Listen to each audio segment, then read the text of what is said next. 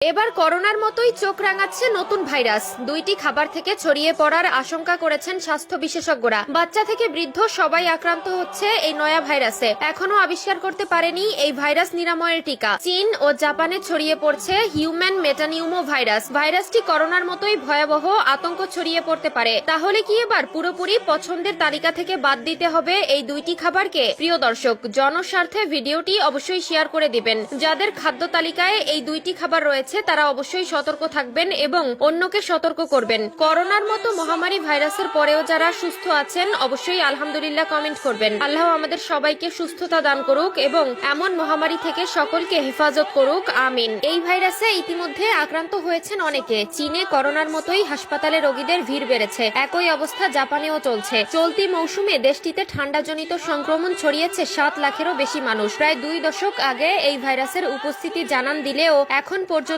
এর টিকা আবিষ্কার হয়নি। প্রাণঘাতী করোনা ভাইরাস সংক্রমণের 5 বছর পরে চীনে এবার নতুন ভাইরাস ছড়িয়ে পড়েছে। ভারতীয় সংবাদ মাধ্যম এনডিটিভির প্রতিবেদনে বলা হয়েছে, দেশটির হিউম্যান মেটানিমো ভাইরাস HMPV নামে একটি ভাইরাস দ্রুত ছড়িয়ে পড়ছে। চীনের স্থানীয় গণমাধ্যম ও সামাজিক যোগাযোগ মাধ্যমগুলোর বিভিন্ন পোস্টে বলা হচ্ছে, নতুন এই ভাইরাস দ্রুত ছড়িয়ে পড়ছে। এর ফলে হাসপাতাল এবং শ্মশানগুলোতে চাপ বাড়ছে বলেও দাবি করা হয়েছে। এছাড়া সামাজিক যোগাযোগ মাধ্যমে ছড়িয়ে পড়া ভিডিওতে দেখা যাচ্ছে যে হাসপাতালগুলোতে ভিড় বেড়েছে। কিছু ব্যবহারকারী জানিয়েছেন, ইনফ্লুয়েঞ্জা এ, HMPV, মাইকোপ্লাজমা, নিউমোনিয়া এবং কোভিড-19 সহ একাধিক ভাইরাস চীনে ছড়িয়ে পড়ছে। এসব কারণে চীনে জরুরি অবস্থা জারি করা হয়েছে বলেও দাবি করা হচ্ছে। তবে এই বিষয়টি নিশ্চিত করা যায়নি বলে প্রতিবেদনে বলা হয়েছে। 1 নম্বরে, যারা কাঁচা খেজুরের রস পছন্দ করেন তারা অবশ্যই কাঁচা খেজুরের রস খাওয়া ত্যাগ করুন। বাদুড়ের লালা থেকেও নানা ধরনের সংক্রমণ দেখা দেয়। 2 নম্বরে, রাস্তার আশেপাশে ভাজা পোড়া খাওয়া থেকে বিরত থাকবেন।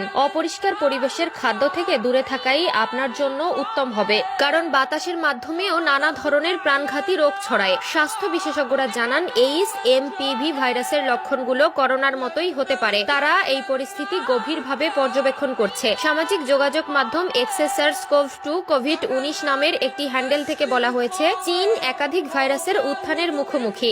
এদিকে বার্তা সংস্থা রয়টার্সের এক প্রতিবেদনে বলা হয়েছে, চীনের রোগ নিয়ন্ত্রণ কর্তৃপক্ষ গত শুক্রবার জানিয়েছেন যে নিউমোনিয়ায় আক্রান্ত রোগী বাড়ায় ছোট আকারে একটি পর্যবেক্ষণ ব্যবস্থা পরিচালনা করছে। বিশেষজ্ঞদের অনেকের শঙ্কা, 2025 সালে আবার করোনার মতো নতুন কোনো মহামারীর উদ্ভব হতে পারে। যদিও কোন রোগটি মহামারীর আকার ধারণ করবে সে বিষয়ে স্পষ্ট কোনো বার্তা এখনো দেওয়া সম্ভব হয়নি। তবে HMVর প্রাদুর্ভাব ভাবাচ্ছে তাদের।